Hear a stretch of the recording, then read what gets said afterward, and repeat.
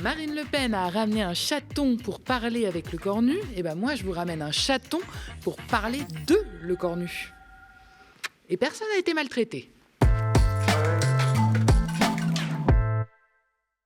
Bonjour et bienvenue dans le récap. Nous sommes le lundi 24 novembre et je ne sais pas si vous vous souvenez, c'était il y a quelques semaines à peine, quand le cornu nous faisait croire que le temps des discussions et des compromis était venu, qu'avec lui tout serait différent, que tout le monde ferait un pas vers l'autre et qu'on avancerait ensemble, main dans la main, pour la France. Eh bien, oubliez tout ça parce que c'est terminé. Enfin, ce qui est sûr, c'est que le Premier ministre vient d'essuyer son premier revers, et pas des moindres. Le volet recettes du budget a été rejeté à la quasi-unanimité ce week-end par les députés, et c'est du jamais vu. Votant 489, exprimé 405, majorité 203, pour 1, contre 404. L'Assemblée nationale n'a pas adopté. Alors je sais que vous vous demandez là qui est le seul à avoir voté pour. Eh bien c'est Harold Huwart, un élu Lyotte. Voilà, le seul des 577 députés à avoir voté la copie budgétaire après 3 semaines de travail, des milliers d'amendements et 125 heures de débat dans l'hémicycle. Même les macronistes se sont abstenus, c'est dire l'ampleur de la fracture. Alors il faut dire que c'était plutôt mal parti dès la sortie de l'imprimante. Avec des coupes et des coutures dans tous les sens, le budget Le Cornu n'avait déjà convaincu personne ou pas grand monde. Certains, comme LFI ou le RN, l'appelaient déjà budget Frankenstein. Quelques semaines plus tard, rien ne s'est arrangé. Au contraire, les députés ont joué les savants fous à leur tour et amendement après amendement, chacun à leur sauce, ils ont fini de bricoler la créature. Mais le résultat est pour le moins difforme, personne ne s'y retrouve et au final, la bête révulse tous ceux qui la regardent dans les yeux, même jusqu'à ses créateurs originaux. Trop de taxes pour les uns, pas assez pour les autres. Même les socialistes, pourtant prêts à toutes les contorsions possibles pour se rapprocher du pouvoir, ont fini par lâcher l'affaire. D'après eux, le bloc central ne leur a pas accordé assez de victoires. Le Cornu, de son côté, espérait que ces petites concessions, notamment sur le 49.3 et les retraites, suffiraient. Mais c'est raté. Le PS a décidé de se rebeller et a donc voté contre. C'est tout le paradoxe socialiste d'ailleurs. Aucun problème pour être le paillasson du gouvernement, encore faut-il que le jeu en vaille la chandelle. En tout cas, pour le président de la commission des finances, le LFI Éric Coquerel, le sous-texte de ce vote budgétaire est clair, la politique de Macron est tellement minoritaire qu'elle ne tient plus qu'à une seule voix. Ce gouvernement, comme les précédents, M. Bayrou, M. Barnier, ont essayé de faire passer une politique qui était minoritaire au suffrage universel, donc minoritaire dans l'Assemblée, qui est celle de l'œuvre, de la compétitivité, de continuer à favoriser les ultra-riches, les très grandes entreprises, au détriment de tous les Français à qui on faisait peser les coûts budgétaires. Le résultat était là, c'est-à-dire qu'ils n'étaient pas majoritaires. À partir de là, ils avaient toutes les oppositions contre eux. Et en plus, comme ils ont essayé, comme malgré tout, on a réussi à faire quelques transformations, ça n'allait plus non plus au socle commun. Le bilan aujourd'hui, c'est que Macron n'a plus qu'une voix, j'allais dire. Alors, difficile, comme Éric Coquerel, de ne pas voir derrière ce vote historique un énième revers magistral pour la politique de Macron. Et avec lui, c'est toute la méthode du moine soldat Le Cornu qui vient de voler en éclats, celle du gouvernement de mission censé fonctionner 149.3 donc, avec un parlement responsabilisé, des ministres dépolitisés et un PS docile en partenaire de fortune. Sans ligne, sans cap et sans colonne vertébrale, Le Cornu se retrouve quand même coincé entre un gouvernement qui expédie les affaires courantes et un exécutif qui prétend encore avoir un projet. Sauf que personne n'est dupe. Une ancienne ministre du gouvernement Bayrou s'est confiée à nos confrères du Monde. Je la cite, « L'absence de ligne est ravageuse sur le terrain. Aucun député ne peut accepter l'idée de voter des choses contre ses électeurs et avec lesquelles il n'est pas en accord. » Alors oui, effectivement, la stratégie de Le Cornu, c'est pas de faire de la politique en tant que telle, c'est uniquement de limiter la casse. Mais plus personne n'a vraiment envie de sauver les meubles de la Macronie. Macronie.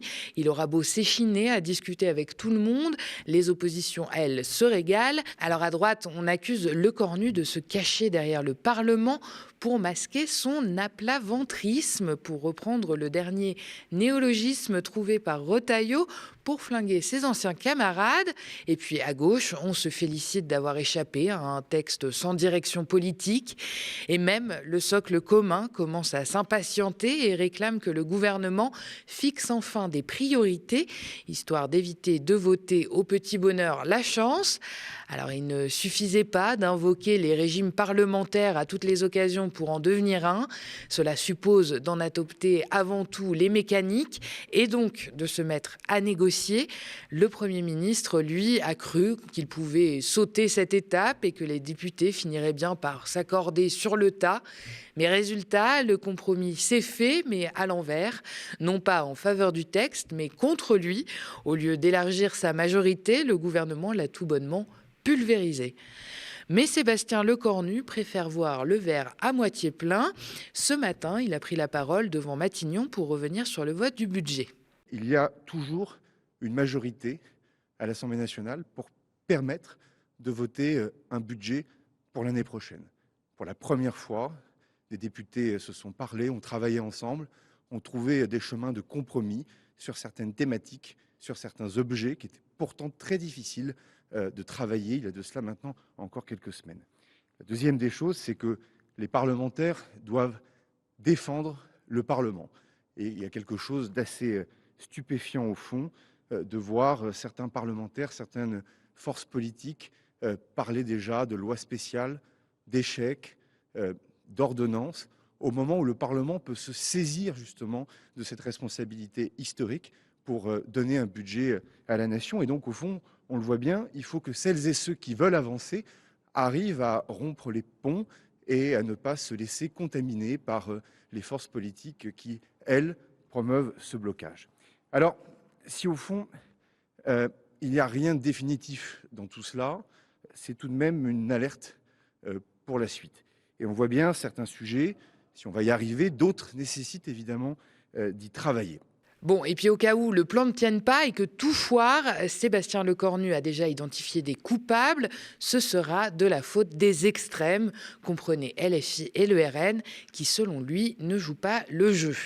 La première des choses, c'est que certains partis politiques, certains candidats à l'élection présidentielle estiment au fond que le compromis n'est pas compatible avec leur propre stratégie électorale et qu'au fond, derrière, il y a une forme de cynisme qui est en train de se dégager et qui peut mener à ce que certains errements idéologiques de certains partis politiques bloquent la situation. Et ça, pour moi, c'est un point de vigilance important. On l'a vu notamment dans les comportements de la France insoumise et même parfois du Rassemblement national. Bon, vous l'avez compris, officiellement, tout va bien. Au sommet de l'État, on continue de croire que l'horizon se dégagera d'ici Noël. La ministre des Comptes publics, Amélie de Montchalin, estime que nous traversons une étape nécessaire et utile. Elle se rassure à voix haute. Après un tour de navette parlementaire, tout ce petit monde va revenir à la raison et voter le budget pour la stabilité du pays, faute de quoi ce serait la crise financière assurée. Il y a une centaine d'amendements qui, honnêtement, sont positifs.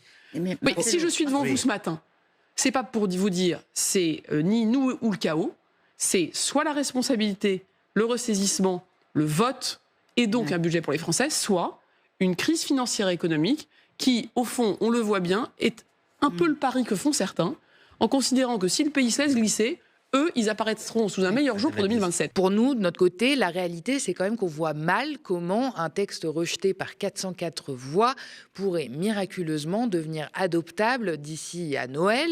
Et pourtant, le 23 décembre, c'est la date butoir. Sans budget, ce sera le saut dans le vide. Lecornu s'est donc interdit le 49.3, mais tout le monde, évidemment, guette le moment où il finira par ravaler sa promesse.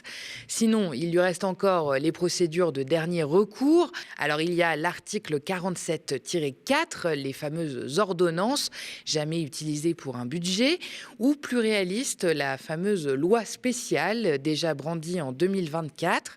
C'est un genre de roue de secours que Matignon garde sous son siège. Ce texte d'urgence permet à l'État de continuer à fonctionner sans budget. Grâce à lui, on peut encore lever l'impôt, percevoir les cotisations, payer les salaires publics, s'endetter, bref, maintenir les lumières allumées. Mais derrière le décor, tout est figé, aucune nouvelle dépense n'est autorisée, les crédits restent strictement au niveau de l'année précédente et l'État avance donc en pilotage automatique. C'est un mode survie, soutenable quelques mois, mais certainement pas une solution durable. Et l'absurdité finale, c'est que cette loi spéciale ne règle rien.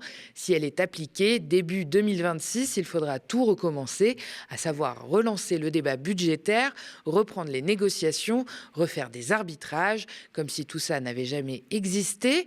C'est une rustine institutionnelle, efficace juste assez longtemps pour éviter la panne sèche, mais incapable d'empêcher qu'on change la roue au final. À peine quelques semaines après le fiasco Le Cornu 1, puis la pirouette Le Cornu 2, nous voilà donc encore une fois dans l'impasse. En essayant toutes les solutions loufoques pour se sortir de la crise de régime dans laquelle il nous a fourrés, Emmanuel Macron, qui est d'ailleurs toujours au plus bas dans les sondages d'opinion, se retrouve systématiquement dans des voies de garage. Sa majorité, déjà fragile, s'est réduite à presque rien, à peau de chagrin. Les rouages institutionnels grincent complètement, la mécanique politique est grippée, plus rien n'avance. Et sur le plan personnel, c'est tout sauf reluisant aussi. Détesté, isolé, obsédé par son bilan et incapable d'admettre que la fin approche, Macron est désormais rangé dans la catégorie des présidents des riches. Entre déficit abyssal et gestion hasardeuse, ses compétences sont remises en question et son image est durablement entachée. Face à ce désastre, le chef de l'État, en déliquescence, fait semblant de ne rien voir. Il se réfugie dans l'international, espérant redorer son blason au passage. Ses derniers soutiens y voient une manière de prendre de la hauteur, mais il s'agit surtout d'une fuite en avant pour éviter d'affronter son propre fiasco et ses angoisses. Obsédé par l'envie de laisser une trace dans l'histoire, Jupiter redoute plus que tout l'oubli. Il s'y refuse, se berçant de l'idée d'un retour en 2032 comme un phare dans l'obscurité, alors qu'il devrait se contenter de partir pour ne plus jamais revenir. Emmanuel Macron voulait faire de la politique autrement, mais il s'y est cassé les dents et on aimerait autant s'en tenir à ça. Décevant, faible, inacceptable, voici quelques mots qui ont été employés pour qualifier l'accord de la COP30, dont le texte a bien été adopté par les 194 États participants ce samedi 22 novembre au Brésil. Alors oui, le texte célèbre l'accord de Paris et le consensus de la dernière COP28 à Dubaï. Mais il ne fait aucune mention explicite de l'indispensable sortie des énergies fossiles, pourtant cruciale pour limiter le réchauffement climatique à 1,5 degré. Un échec évidemment cuisant pour les 80 pays européens, latino-américains et insulaires qui avaient réclamé une feuille de route échelonnée sur la sortie du fossile. Autre absence remarquée, un plan visant à mettre fin à la déforestation, pourtant soutenu par près de 90 pays. Et cependant prévu le triplement des plafonds consacrés à l'adaptation au changement climatique d'ici à 2035. Mais le flou entoure les chiffres, qui finance et comment. Pour l'heure, on ne sait pas bien. On peut tout de même compter les rares avancées, comme le lancement d'un fonds d'investissement qui doit rémunérer les pays préservant leur écosystème forestier. C'est soutenu par le Brésil.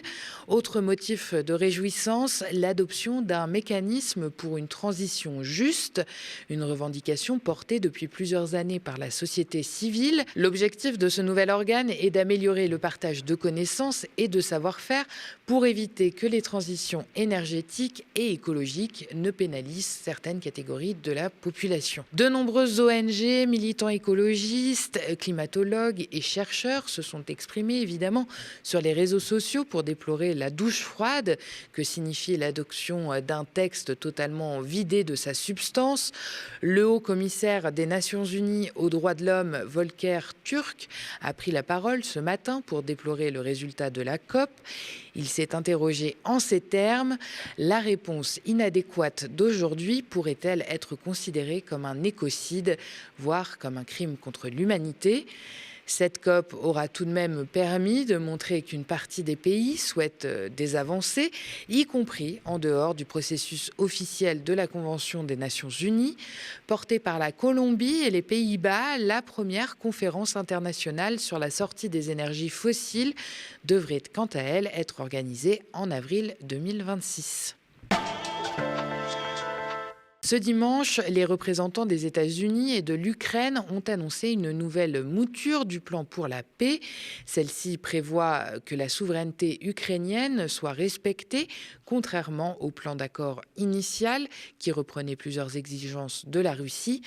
La version initiale du document, saluée par Vladimir Poutine, avait suscité l'opposition de Kiev et de ses alliés européens venus dimanche à Genève pour éviter que la paix ne se transforme en capitulation. Volodymyr Zelensky a salué la nouvelle version qui reflète, je cite, la plupart des priorités clés de Kiev. Et sans surprise, la Russie a annoncé aujourd'hui qu'elle ne validerait pas la contre-proposition qui a émergé ces dernières heures, évidemment. Les Européens qui n'ont pas été consultés sur ce plan ont vivement réagi et envoyé une délégation à Genève, dont le conseiller à la sécurité nationale du président Macron, accompagné de ses homologues allemands, britanniques et italiens.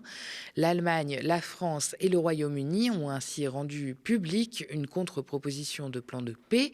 Celle-ci comprend également 28 points, parmi lesquels des garanties de sécurité pour l'Union européenne, avec l'inscription par exemple d'une politique de non-agression envers l'Europe et l'Ukraine dans la loi russe. Mais ce dernier a évidemment peu de chances d'aboutir. Et si nos voisins belges nous montraient l'exemple, la mobilisation contre le gouvernement du nationaliste flamand Bart De Wever s'intensifie. Les Belges passent à l'action et entrent dans une phase décisive avec 3 jours de grève. Cette mobilisation s'écrit comme une pièce en 3 actes. Premier acte, l'ouverture de la mobilisation avec les cheminots en grève depuis ce dimanche soir 22h. Et déjà un vrai succès. Le trafic ferroviaire est fortement perturbé. Un train sur 2 est annulé, dont plusieurs Eurostars. Les travailleurs du rail préviennent qu'ils sont prêts à prolonger la grève d'1 semaine si le gouvernement maintient son projet de repousser l'âge de la retraite à 67 ans et de réduire le calcul des pensions. Deuxième acte, l'éducation et les services publics. Ce lundi et mardi, les enseignants francophones rejoignent d'ailleurs la mobilisation. Détail important qui relève la colère, c'est la première fois depuis 2001 que ces derniers se mobilisent. Les écoles, les crèches, les hôpitaux, les administrations et une grande partie du secteur associatif veulent aussi se mettre en grève. Bref, c'est l'ensemble du quotidien des Belges qui est touché et c'est précisément ce que veulent montrer les syndicats, évidemment. Troisième acte, mercredi, la grève interpro avec un pays quasiment à l'arrêt et aucun vol commerciaux prévu au départ des 2 principaux aéroports, Bruxelles-Zaventem et Charleroi. Ce mouvement s'inscrit dans un climat social explosif en Belgique. Depuis plus d'1 an, l'intersyndicale dénonce l'offensive austéritaire du Premier ministre nationaliste flamand. En octobre, près de 100 000 personnes avaient déjà défilé à Bruxelles pour dénoncer ce qu'il qualifie d'attaque frontale contre les travailleurs. Pendant que la rue gronde et que les travailleurs s'organisent, la coalition Arizona, qui entoure 2V se déchire sur les modalités d'application, au point que le Premier ministre presse pour un accord définitif avant Noël. C'est dans cet entre-deux, dans ce moment d'incertitude, que les syndicats entendent mettre une pression maximale, évidemment. Dans un communiqué, la FGTB accuse le gouvernement de présenter la facture à celles et ceux qui travaillent, là où les grandes fortunes s'en sortent une fois de plus à bon compte, et on peut difficilement les contredire. Le gouvernement fédéral a annoncé cette nuit un accord budgétaire pour un effort de 9,2 milliards d'euros d'ici 2029. Contrats précaires, modification du mécanisme de l'indexation automatique des salaires, hausse du gaz qui frappe les ménages les plus mal logés, évidemment, pression accrue sur les malades de longue durée, flexibilisation du marché du travail sans aucune concertation sociale et l'introduction du malus jambon, du nom du ministre des Pensions, Jean Jambon. Derrière ce sobriquet rigolo, c'est en fait un malus beaucoup moins drôle qui se cache et qui pénalisera celles et ceux, souvent les femmes d'ailleurs, qui n'ont pas pu travailler jusqu'au bout de leur carrière. Le message est clair, travailler plus longtemps, plus durement, pour moins de pension et moins de pouvoir d'achat. Pour les syndicats, cette grève en 3 actes n'est pas un aboutissement, mais un avertissement. Et si le gouvernement persiste, ils promettent que la mobilisation ne s'arrêtera pas là. Le média, évidemment, vous tiendra bien sûr informé de l'évolution de ce mouvement chez nos voisins belges. Merci d'avoir regardé cette nouvelle édition du Récap. N'hésitez pas à nous laisser vos impressions en commentaire si vous nous regardez sur YouTube ou via email si vous nous regardez à la télé. Et souvenez-vous, il y a un peu plus d'1 an, le média a été auditionné par l'Arcom pour investir la TNT. Mais plutôt qu'une chaîne libre et indépendante comme la nôtre, l'Arcom a préféré le projet du milliardaire Daniel Kretinsky. Mais aujourd'hui, de nouveaux canaux se libèrent sur la TNT nationale et la TNT francilienne. Alors le média compte bien y candidater si l'Arcom en décide ainsi. Et comme toujours, nous porterons un projet commun avec nos camarades médias indépendants qui le désirent. Alors si ce projet vous intéresse et que vous voulez nous soutenir, signez et faites signer notre pétition sur tntdesindés.fr. Et n'oubliez pas que l'indépendance a un coût. Alors si vous avez envie de nous donner un précieux coup de pouce, n'hésitez pas à vous abonner aux médias ou à faire un don sur notre site internet. Vous pouvez aussi parler de nous autour de vous et nous suivre sur les réseaux sociaux. D'ailleurs, en attendant la TNT, retrouvez-nous sur nos 2 chaînes YouTube, Le Média et Le Média 24/7 pour ne rien rater de nos programmes. Très bonne soirée sur Le Média.